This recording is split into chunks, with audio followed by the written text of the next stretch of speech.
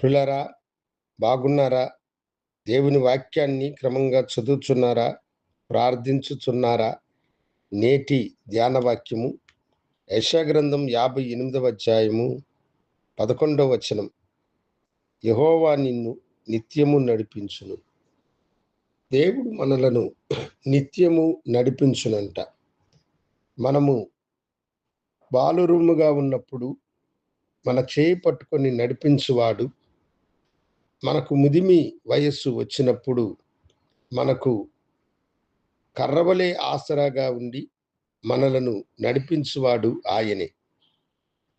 కనుక దేవుడు నిత్యము మనలను నడిపించువాడన్న సత్యమును మనము ఎరిగిన వారమై మన చేయిని ఆయన పట్టుకొని నడిపించాలని మనము కోరుకోవాలి.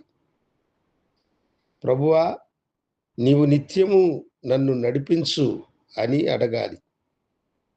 ఆయనతో నడిచేవారు ధన్య జీవితము కలిగిన వారు.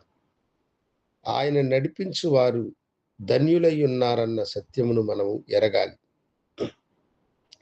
ఈ లోకం వైపు చూసి మనము నడవడము కాదు, లేక మనకు ప్రియులైన వారితో మనము నడుస్తూ ఉన్నామని అతిశయించడము కాదు. మనము దేవుని వైపు చూసి, దేవా, నీవు నన్ను నడిపించుము అని అడిగినప్పుడు దేవుడే మనకు తోడుగా ఉండి మనలను నడిపించువాడు.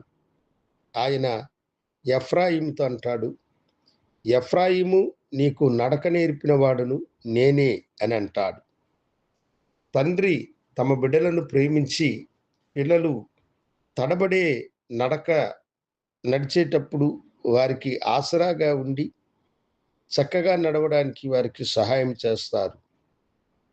అలాగనే మన దేవుడు మనకు తోడుగా ఉండి ఆయన మనలను నడిపించి మనము మహిమను ప్రవేశించేంత వరకు ఆయన దయాకరము, ఆయన దక్షిణ హస్తము, ఆయన జాలి కలిగిన హస్తము మనలను నడిపించినటువంటి భక్తుడు ఇక్కడ చెప్పినట్లుగా, యెహోవా, నిత్యము నీవు నన్ను నడిపించుమని ఆయన అడుగుదాం.